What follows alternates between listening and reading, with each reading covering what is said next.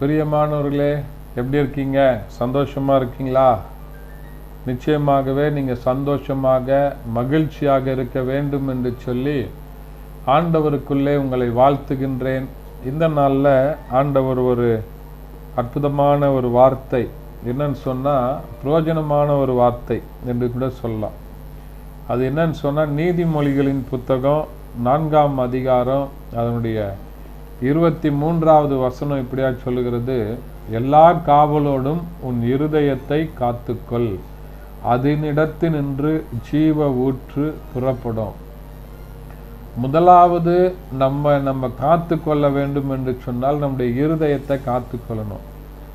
இருதயத்தின் நிறைவினால வாய் பேசும் என்று சொல்லி வசனம் சொல்லுகிறது. எனக்கு அருமையானவர்களே, நம்ம பரிசுத்தமாக பாதுகாத்து கொள்ள வேண்டும் அப்படின்னு சொல்லி நமக்கு விருப்பம் இருக்குதுன்னு வச்சுக்கோங்க, உங்களுக்கு விருப்பம் இருக்குதுன்னு வச்சுக்கோங்களேன். முதல்ல நீங்கள் செய்ய வேண்டியது உங்களுடைய இருதயத்தை நீங்கள் பரிசுத்தமாக பாதுகாத்து கொள்ள வேண்டும்.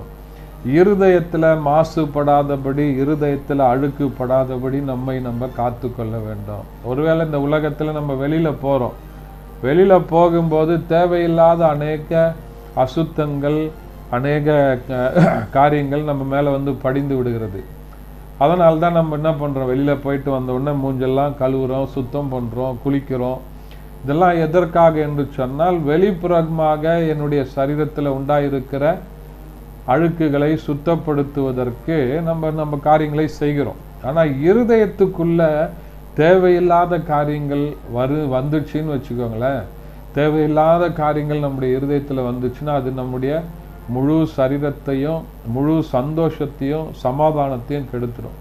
அப்போ தேவையில்லாத காரியங்கள் நம்ம இருதயத்துக்குள்ள வராதபடி பாதுகாத்து கொள்ள வேண்டியது அவசியம். அப்படி காத்துக்கிட்டிங்கன்னா அதில் இருந்து ஜீவ ஊற்று வருமா. ஜீவ ஊற்றை போல என்ன பண்ண உங்கள் இருதயம், உங்களுடைய சரீரம் முழுவதும் ஆசீர்வாதமாக இருக்கும். ஆண்டவர் உங்களை ஆசீர்வதித்து பெருக பண்ணுவார். ஜெபிக்கலாமா? பரிசுத்த பிதாவே, மை துதிக்கிறோம், மை ஸ்தோத்தரிக்கிறோம். இந்த நாளில் கேட்ட வசனத்தின்படி ஆண்டவரே, எங்களுடைய இருதயத்தை காத்துக்கொள்ள ஆண்டவர் உதவி செய்வீராக.